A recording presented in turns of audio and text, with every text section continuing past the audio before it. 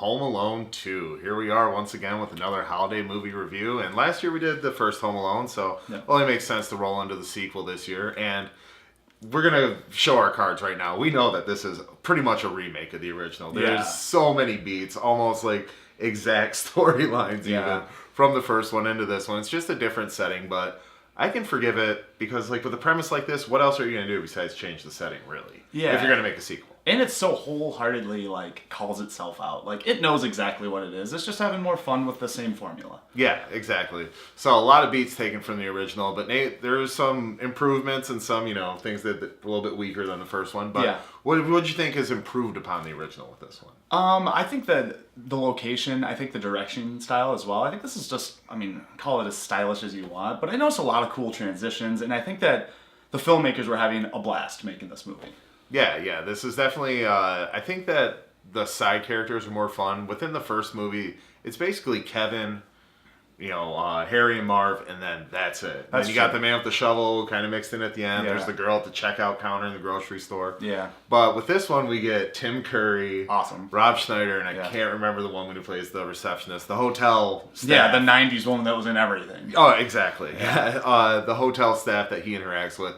That is an improvement upon the original because I love Tim Curry and Rob Schneider. The whole fake shower scene alone is great. Yeah, no, I think that is an improvement. There's a lot more side characters. There's a little bit more heart as well when it comes to like charity with the whole Duncan's Toy Store, things like that. Kids Hospital. Mr. Duncan, another good side character. Yeah, Mr. Duncan's a great side character as well. So I think there are strengths here, but I'm gonna flat out say that like I like the first one better than the second one. I do.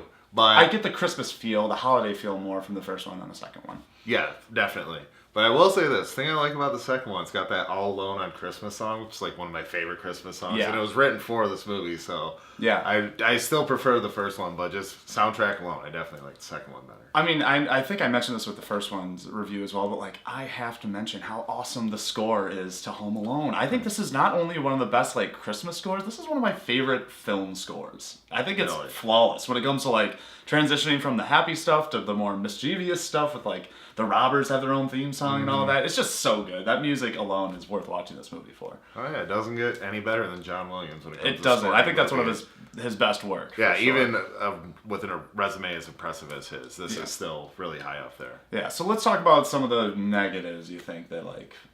Are there negatives to this movie, like, in comparison to the first one? Oh, definitely. All right, so, yeah, I can forgive the basically retelling of the plot of the first one. Yeah. But the characters in the McAllister house are the same people they were at the beginning of the first movie. It's like, you didn't learn anything. It kind of, like, almost negates the first movie, where it's like, Kevin's still a jerk, Buzz is still an a-hole, the parents are still completely incompetent. They can't even manage to set an alarm right again. That's what bothered me too. Yeah, like the catalyst for the first one was sort of like more mystical and like the wind and makes the power go out. But this one he just like pulls the adapter out, puts it back in. And another thing that bothers me in the first one, Kevin's like truly a little shit in that. You're like you have it coming, kid. But this one, it's totally Buzz's fault. Like how is the family not being like they're completely forgiving Buzz for being like, ruining the whole concert and everything. I'm just like, come on, like give Kevin some credit. Of course he pushed Buzz. He was being a dick. Right, yeah. He gets punished for being trolled. Like it was, and also the plot isn't as organic. Like I felt like, how much did Talkboy pay them to like, well, he has to miss the plane because he's installing batteries into our stuff because Talkboy is more valuable than, staying with your family on an international flight. The reasons for all of it, and even like leading up to like the finale, which I like the finale. I think it's really funny. But like he's not protecting anything in this. He's leading these robbers into this house of death. Yeah. Like that sort of bothers me too. Like he sets all these traps and then brings them in. Like he could have just left. This movie definitely warranted the fan film where Kevin turns into Jigsaw from the Saw movies because he's having fun with this one. Yeah, and also in comparison to the first one, there's a great video on YouTube where a doctor analyzes all the injuries that Harry and Marv took, and it's like 18 to 16 of them, like because they would die that many times. Yeah. Like it's even heavier in this one. Like the bricks to the face, just fall through a hole like into a cement. Blowing his head up in a toilet. Yeah. Completely exploding somebody.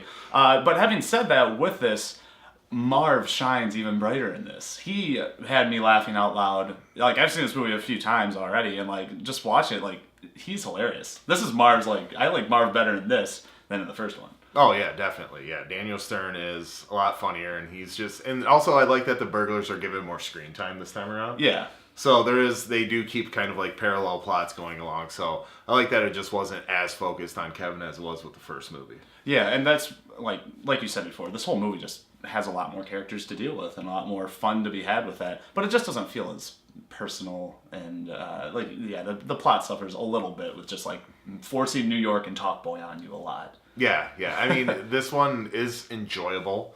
Yeah. It's a decent sequel, but just do your best to ignore how exactly the same it is to the first one. Yeah, and I was talking to a friend who, this is really funny, we were talking about Home Alone 1 and 2, and he's like, I thought it was a missed opportunity that, like, they could have took the shovel guy from the first one and the pigeon lady of this one, and they could have fell in love. Like, that's true. That's another thing. Like, Kevin didn't learn to not judge people by appearances. Yeah, he's still terrified of her. She's actually, when they, like, do the whole music and slow zoom on how, I'm like, she actually still looks pretty welcoming. Even with all the pigeons on her, she's not a scary lady at all. Buffs. All right, Nate, so here we are. We've Home Alone 2. We gave our thoughts on it. It was a joy to watch it again. It's still a fun movie, but why don't you go ahead and give me your score on the quality scale and the feel-good scale. Okay, quality scale, I mean, it is. It's a fun movie to watch. It's not as good as the first one, but it's still something that I'll throw on around Christmas time, and I think that it is good that it calls itself out as just being, like, a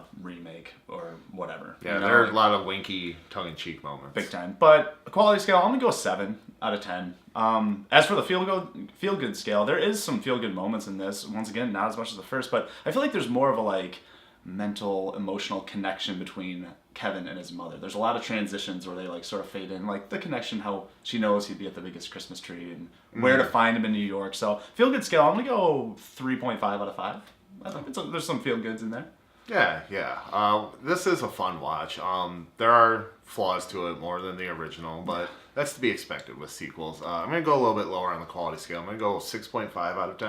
Mm-hmm. Watching it this time, like, it made me realize, like, these people don't learn anything. They're the same people they were at the beginning of the first movie. That kind of soured it for me a little bit this time around. And I'm going to go a little bit lower. I'm going to go 2.5 out of 5 on the feel-good scale. Just for that reason alone, it's like, can't feel good about these people I'm not rooting for because they don't learn anything. Yeah, even the main character, Kevin, doesn't learn anything. No. No, nobody. No lessons. No Christmas lessons. Buffs. Alright, so that's our review for Home Alone 2, Lost in New York. Have you seen it? Is it a tradition of yours? Leave all your comments below. Also, don't forget to like, share, subscribe. We always appreciate the support. And be sure to join us next week on Christmas Day when we bring you our review of the classic A Christmas Story. Yeah. Been looking forward to this one. I mean, it's on all the time and everybody's seen it, but it's good. Let's talk about it. Yeah, let's talk about it. I haven't seen a review for this before. So. Yeah. So we'll bring you that on Christmas Day, but until then, don't you forget. There's no place like the theater.